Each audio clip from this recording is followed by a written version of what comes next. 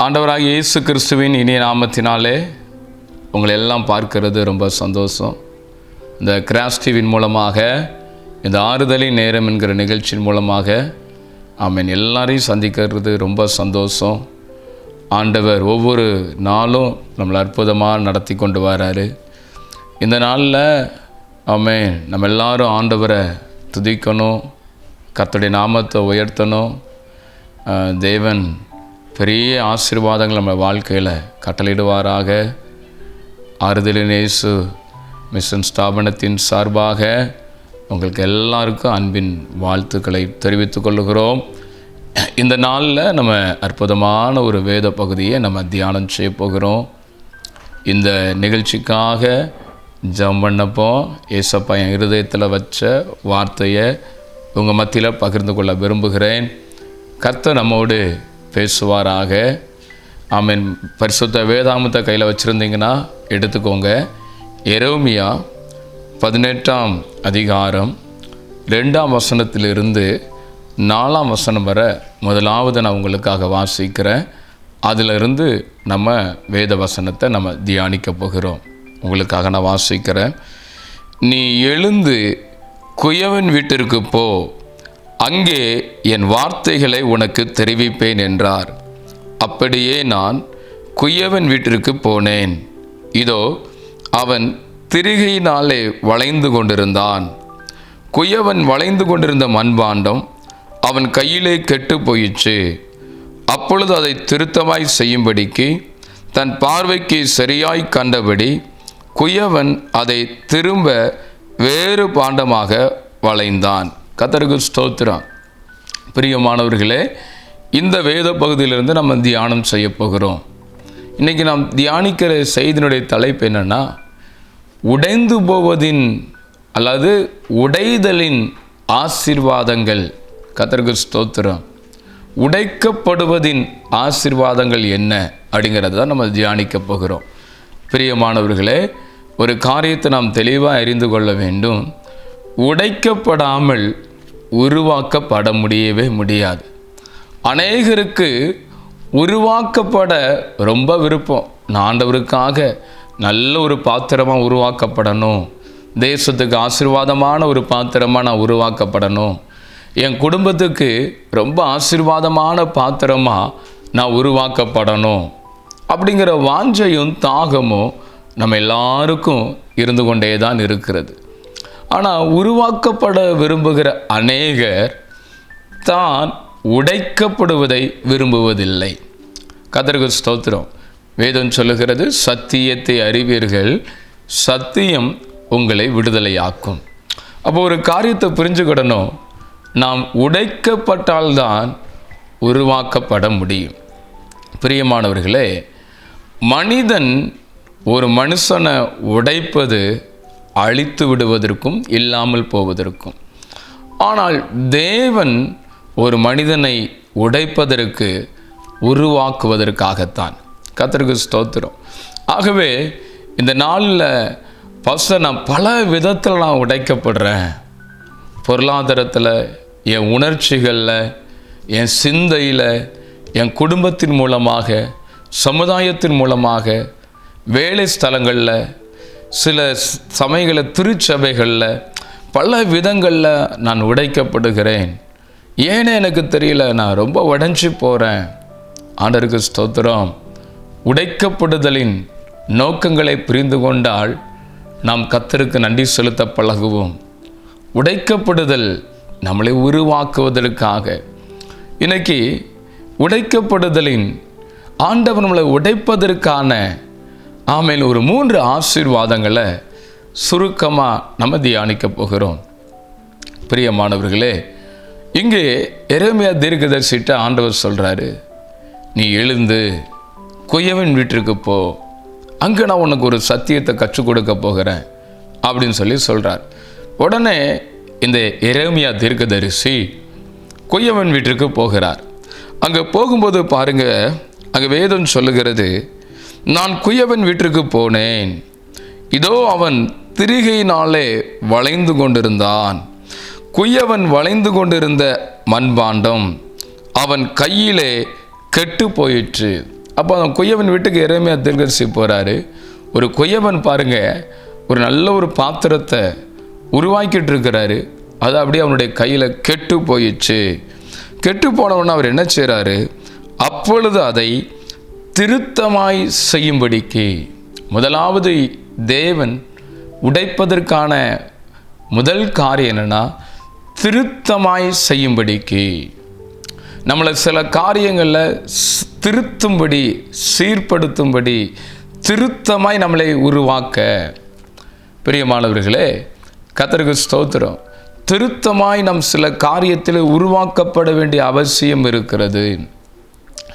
அப்போ நம்ம நிறைய காரியங்களில் சீர்படுத்த வேண்டிய விஷயங்கள் இருக்கிறது. அதை அந்த காரியத்தில் நம்ம வரணும்னா உடைக்கப்பட வேண்டும். ஆண்டவர் இப்படி உருவாக்கணும் அப்படின்னு நினச்சி உருவாக்குவார். ஆனால் அது வேறு மாதிரி அப்படியே வந்துடும். உடனே அதை அப்படியே என்ன செய்கிறாருன்னா அதை உடைக்கிறார். இந்த நாளில் பார்த்தீங்கன்னு சொன்னால் சில இடங்களில் ஒவ்வொரு வேலைகளை செய்கிறவங்கள பார்க்கலாம். ஒரு தச்சு வேலை செய்கிறவங்கள பார்க்கலாம், ஒரு பெயிண்டர் பார்க்கலாம், ஒரு கொத்தனார் பார்க்கலாம். அப்படியே ஒரு கொத்தனாரை எடுத்துக்கலாமே, அவர் அப்படியே அந்த பில்டிங்கை சுவரை கட்டி எழுப்பிட்டே வரார். வரும்போது பாருங்கள், அவர் அதை நேராக கட்டணும்னு நினைக்கிறார். ஆனால் அப்படியே சுவரு கட்டி கட்டி கட்டி கட்டி எலும்பு வர வர அது அப்படியே ஒரு மாதிரி ஒரு சாய்ஞ்ச நிலமையில் அப்படியே வந்துச்சுன்னா, சரி இருக்கட்டும் பரவாயில்ல அப்படின்னு சொல்லி அவர் செய்ய மாட்டார். உடனே இது நம்ம நினச்ச மாதிரி இது வரலையேன்னு சொல்லி அதை அப்படியே அந்த செங்கலெல்லாம் தட்டி எடுப்பார். ஏனென்றால் இதை திருத்தமாய் செய்ய வேண்டும். இல்லாவிட்டால் இதை இந்த வீட்டை நம்பி இருக்கிறவர்களுக்கும் ஆபத்து. கர்த்தருக்கு ஸ்தோத்திரம். இந்த வீடும் ஆமேன் இப்பொழுது நான் திருத்தாவிட்டால் இன்னொரு காலத்தில் உடஞ்சி கீழே விழுந்துடும். அதனால் இதை நான் திருத்தமாக செய்யணும்னு சொல்லி அந்த கொத்தனார் என்ன பண்ணுறாரு, திரும்பவும் அந்த செங்கலை எல்லாம் எடுத்துட்டு நேர்த்தியாய் திருத்தமாய் கட்டுகிறார். ஆம் பிரியமானவர்களே, சில நேரங்களில் ஆமேன் நமக்கே தெரியாமல் நம்ம தவறான பாதையில் போய்கிட்டே இருப்போம். போயிட்டே இருக்கும்போது ஆண்டவர் பார்ப்பார், இது கரெக்டாக தான் போயிட்டுருக்கிறாங்க, இப்போ என்ன சிக்னல் மாறுத, எனக்கு பிரியமில்லாத வழியில் இப்படியே இவங்க வளர்ந்துட்டாங்கன்னா சில மரம் நேராக வளர வேண்டிய தென்னை மரம் குறுக்கு அப்படி வளர்ந்து கிடக்கிற மாதிரி இது வளர்ச்சி. ஆனால் இந்த வளர்ச்சியானது அது நேராக வளர வேண்டிய இந்த மரம் இல்லையா, இது சரியாக வளரலையே அப்படிங்கிற மாதிரி சரி பண்ணுவாங்க இல்லையா. முருங்கையை உடைச்சி வளருமாங்கள்ல, அங்கிட்டு இங்கிட்டு முருங்கை போகும், அதை உடைச்சி விட்டு அதை தெளிவாக எடுப்பாங்க. கர்த்தருக்கு ஸ்தோத்திரம். பிரியமானவர்களே, இவைகள் எல்லாம் நம்மளை அழிப்பதற்காக அல்ல, நாம் நேர்த்தியாய் நாம் கர்த்தருக்காக நல்ல ஒரு பாத்திரங்களாய் உருவாக்கப்பட வேண்டும் என்ற உன்னத நோக்கத்திற்காக. ஆகவே சில நேரங்களில் உடைக்கப்படுகிற அனுபவத்துகள் கடந்து போனால் புரிந்து கொள்ளுங்கள், நான் போகிற பாதையில் தேவனுக்கு பிரியமில்லாத சில காரியம் இருக்கிறபடினால் என்னை அவர் திருத்தமாய் வளைந்து கொள்ளும்படி அவர் என்னிடத்தில் ஆமேன் இந்த காரியத்தை செய்கிறார் என்று நீங்கள் புரிந்து கொண்டால் உங்களுடைய வாழ்க்கையில் ஒரு பெரிய ஆசீர்வாதம். அதான் உடைக்கப்படுதல் முதல் ஆசீர்வாதம், நம்மை திருத்தமாய் கட்டி எழுப்புவதற்காக, இப்படி சொல்லலாம், திருத்தமாய் உருவாக்குவதற்காக ஆண்டவர் நம்மளை முதலாவது ஆமேன் உடைக்கிறார். ரெண்டாவது பார்த்தீங்கன்னா, அதே 4ஆம் வசனத்தில் அடுத்து என்ன எழுதப்பட்டிருக்கிறது என்று சொன்னால், வேதம் சொல்லுகிறது, தன் பார்வைக்கு சரியாய் கண்டபடி. முதல்ல பாருங்க, திருத்தமாய், முதல்ல பார்த்தீங்கன்னா திருத்தமாக அவர் இது பண்ணுறார். ரெண்டாவது உடைக்கப்படுதல் ரெண்டாவது ஆசீர்வாதம் என்ன அப்படின்னு சொல்லி கேட்டிங்க அப்படின்னு சொன்னால், அவர் தன் பார்வைக்கு சரியாய் கண்டபடி. சில நேரங்களில் பார்த்தீங்கன்னு சொன்னால், சில தச்சர்கள், சில மனிதர்கள் சில வேலையை பார்த்துருப்பாங்க. பெயிண்ட் அடிக்கிறவங்க எடுத்துக்கோங்களேன், சில வேலையை பார்த்துருப்பாங்க. அந்த பெயிண்டிங் காரியங்களை பார்த்தீங்கன்னு சொன்னால், அது நம்ம பார்வையில் ரொம்ப பெரிய மிஸ்டேக்காக தெரியாது. ஆனால் அது அந்த ஃபீல்டில் இருக்கிறவங்க பார்த்து, ஓ இது இன்னும் சரி வரலையே, எனக்கு இது நல்ல ஃபினிஷிங் இதில் கிடைக்கலையேன்னு சொல்லி அந்த வேலைகளை திரும்ப அதை எடுத்து செய்வார்கள். ஒருவேளை நம்முடைய வாழ்க்கையில், இல்லை நான் கரெக்டாக தானே நான் ஜெபிக்கிறேன், ஆண்டவர் கரெக்டாக தானே நான் இருக்கிறேன், ஆண்டவருக்கு பிரியமாக தான் நான் வாழ்கிறேன், நான் ஆராதனைக்கு நான் போயிடுறேன், தினமும் ஜெபிச்சிடறேன், உபவாச கூட்டத்துக்கு நான் போகிறேன், உபவாசம் இருந்து ஜெபம் பண்ணுறேன், என்னை அர்ப்பணிக்கிறேன், எல்லா காரியங்களையும் செய்கிறேன். நம்ம பார்வைக்கு சில காரியங்கள் சரியாய் தோன்றும். நான் கரெக்டாக தானே இருக்கிறேன் அப்படின்னு சொல்லி. ஆனால் நம்மளை உருவாக்கின தேவன் இருக்கிறார் இல்லையா, அது அவர் தம்முடைய பார்வைக்கு திருப்தி வருகிற வரை இந்த பிள்ளையை நான் ரட்சித்ததுக்கு நோக்கம் இதுதான். அந்த நோக்கத்தை சரியாக நிறைவேற்றுகிற அந்த பாதையில் இல்லாமல் இருக்கிறாங்களே, அதான் வேதம் சொல்லுகிறது, தன் பார்வைக்கு சரியாய் கண்டபடி என்று எழுதப்பட்டிருக்கிறது. அவருடைய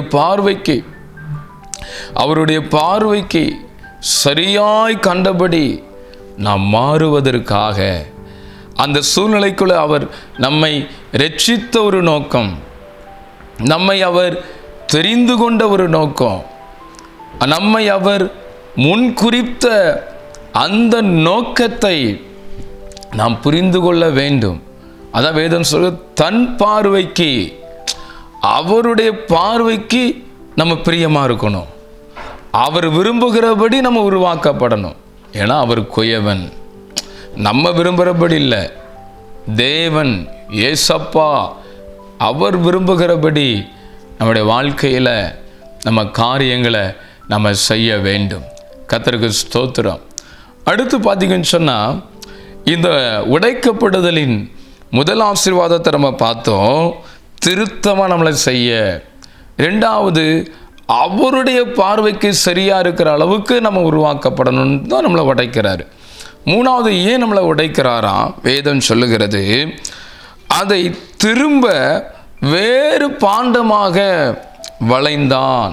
அப்படின்னா கர்த்தர் சொல்கிறார், ஏன் நான் உடைக்கிறேன்னா, நான் உங்களை ஒரு நோக்கத்துக்காக உருவாக்கினேன், ஆனால் இன்னும் இதோட சிறப்பான ஒரு இடத்துல நான் உங்களை அடுத்த ஒரு லெவலுக்குள்ள, அடுத்த ஒரு ஸ்தானத்திற்குள்ள நீங்கள் கொண்டு போகப்படுவதற்காக நான் உங்களை உடைக்கிறேன் என்று கர்த்தர் சொல்லுகிறார். ஆம் பிரியமானவர்களே, நீங்கள் நல்லா போயிட்டுருப்பீங்க, ஆனால் கர்த்தர் ஒரு உடைவை கொடுப்பார். உடைவு என்பது உங்களுடைய வாழ்க்கையில் சில மனிதர்களால் உடைக்கப்படுவீங்க, சில மனிதருடைய வார்த்தைகளால் உடைக்கப்படுவீங்க, சில சூழ்நிலைகளால் உடைக்கப்படுவீங்க, சில காரியத்தினால் உடைக்கப்படுவீங்க. அப்போது சரியாய் போய்கொண்டிருந்த வாழ்க்கையில், ஊழியங்களில் சில நேரங்களில் சில உடைவுகள், அந்த மாதிரி ஒரு காரியங்கள் வரும் பொழுது நீங்கள் கலங்க வேண்டாம். You have to ready for different tracks. ஆமீன். கர்த்தருக்கு ஸ்தோத்திரம். டிஃப்ரெண்ட் வே, ஒரு வித்தியாசமான ஒரு பாதையிலே கர்த்தர் உங்களை ஓட வைக்க விரும்புகிறார். இதுவரை நீங்கள் தெருவுக்களை பைக் ஓட்டிகிட்டு இருந்திருப்பீங்க, கார் ஓட்டிகிட்டு இருப்பீங்க. ஆமீன். அடுத்து கிராமங்களில் கார் ஓட்டிக்கிட்டு இருந்திருப்பீங்க. அடுத்த பைபாஸில் அந்த கார் போகணுன்னா அந்த கார் ரொம்ப செக் பண்ணணும், அது இன்னும் சரியாக இருக்கணும். ஏன்னா இங்கே தெருவுக்குள்ளே ஓடுற காரு, ஊருக்குள்ளே கிராமத்துக்குள்ளே ஓடுற கார் வந்து ஓரளவு சரியாக இருந்தால் போதும். ஆனால் பைபாஸில் மெயினான இடங்களில் போகணுன்னா அது தகுந்தாப்புலத்துக்கு ரெடியாக இருக்கணும். அப்போ ஆண்டவர் உங்களை வேறொரு பாண்டமாய் உங்களை வளைந்து கொள்ளும்படி தேவன் ஆமேன் உங்களை உருவாக்க விரும்புகிறார். அப்போ உடைக்கப்படுதலின் 3 ஆசீர்வாதம். முதலாவது ஆசீர்வாதம் பாருங்கள், வேதம் சொல்லுகிறது, நம்மை நம்மளை திருத்துறதுக்கு. ரெண்டாவது, அவருடைய பார்வைக்கு சரியாக இருக்கிற அளவுக்கு உருவாக்குறார். மூணாவது, வேறொரு பாண்டமாய் ஸ்தானங்களை கொடுத்து ஆசீர்வதிக்க தான் நம்மளை உடைக்கிறார். நம்ம எல்லாம் கண்களை மூடி ஜெபிக்கலாம். அன்பு தகப்பனே, இந்த அற்புதமான இந்த நல்ல வேலைக்காக உமக்கு கோடி ஸ்தோத்திரங்களை ஏறெடுக்கிற ராஜா. இந்த நாளில் கூட உடைக்கப்படுதலின் ஆசீர்வாதங்களை நாங்கள் தியானித்தோம். எங்களை உடைப்பது எங்களை அழிப்பதற்கல்ல, எங்களை உருவாக்குவதற்காய் ஸ்தோத்திரம். எங்களை உடைக்க எங்களை அர்ப்பணிக்கிறோம். இந்த கிராஸ் டிவியிலே நம்முடைய வார்த்தைகளை கேட்ட அத்தனை பிள்ளைகளை உடைக்கப்பட்ட காரியத்தில் உருவாக்கப்பட நாங்கள் பிளஸ் பண்ணுகிறோம். இயேசுவின் நாமத்தில் ஜெபிக்கிறோம் நல்ல பிதாவே. ஆமேன். ஆமேன். God bless you.